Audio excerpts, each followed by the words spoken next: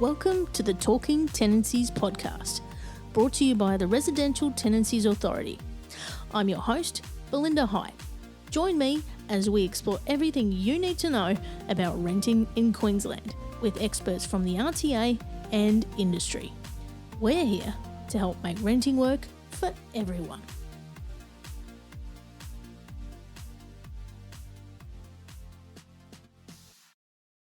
Illicit drug laboratories are places where illegal drugs such as methamphetamine, otherwise known as meth, are manufactured.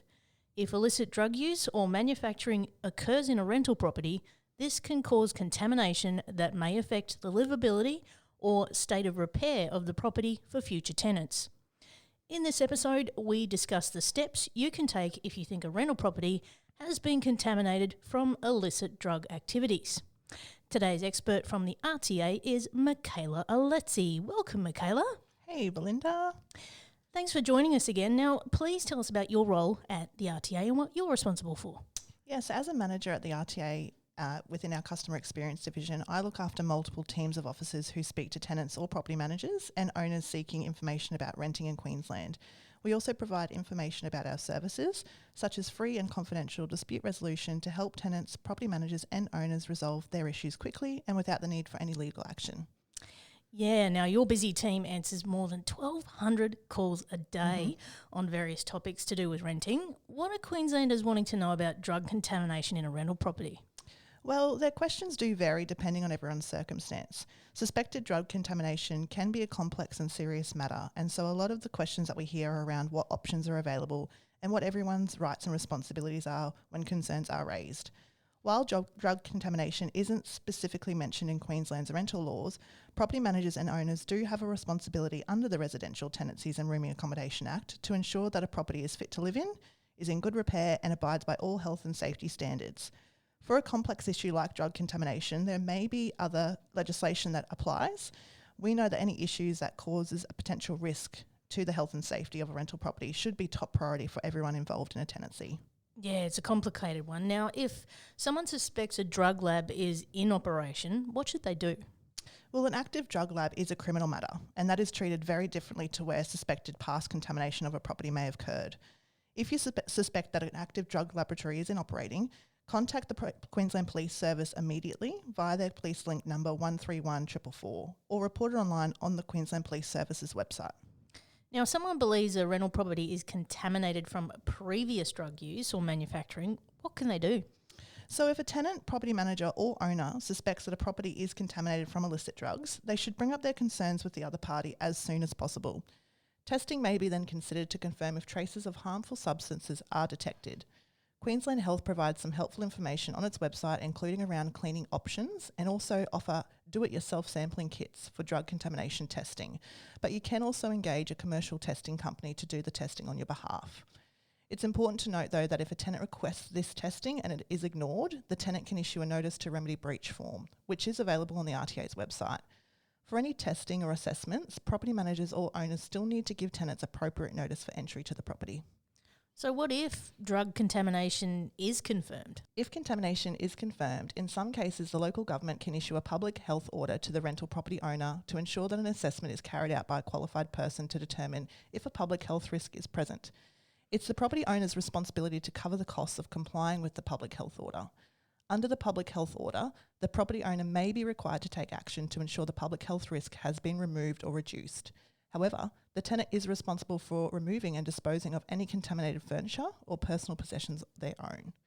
If a public health order has been issued, it's best to check with your local government about what post-cleanup testing is required. Queensland Health also offer post-cleanup kits. So how might a tenancy be affected if there is confirmed drug contamination, and what actions can be taken?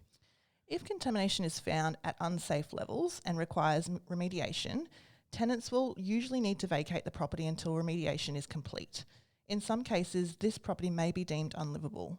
There are two options for tenants and property managers or owners if there is confirmed drug contamination. Option 1 is to continue the tenancy if both parties agree. The tenant and property manager or owner will need to discuss how long the remediation process will take and if the tenant can arrange temporary accommodation for the duration. The property manager or owner might also agree to temporarily reducing or waiving the rent while the property is vacated, which needs to be agreed and documented in writing.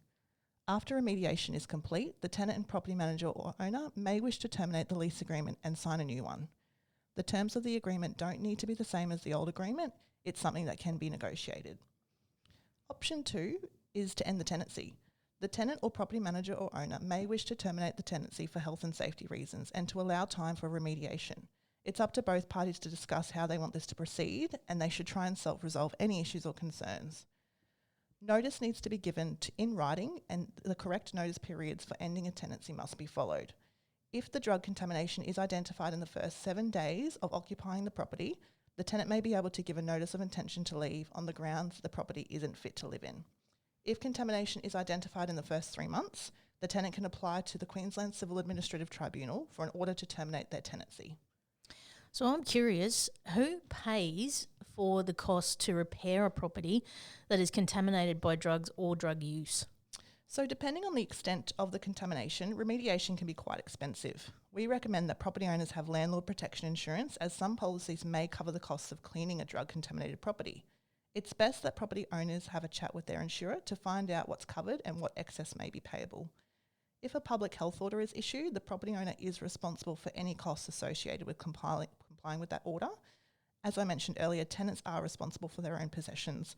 Sometimes, unfortunately, furnishings or other personal possessions may also become contaminated and may need to be either cleaned or thrown out. Just like we recommend landlord protection insurance, we also recommend that tenants should consider obtaining contents insurance. Again, tenants should get in touch with their insurer to find out what's covered. It gets complicated, doesn't it? Yes, very. What if a proven drug contamination cannot be resolved? Yeah, so it is important that all parties are proactive in self-resolving their concerns and solutions, such as discussing potential remediation for drug contamination and options for the tenancy. If the parties can't come to an agreement or self-resolve, the RTA does offer free and impartial dispute resolution, which either party may instigate. That's been super helpful, as always, Michaela. Now, where can people go if they want to learn more?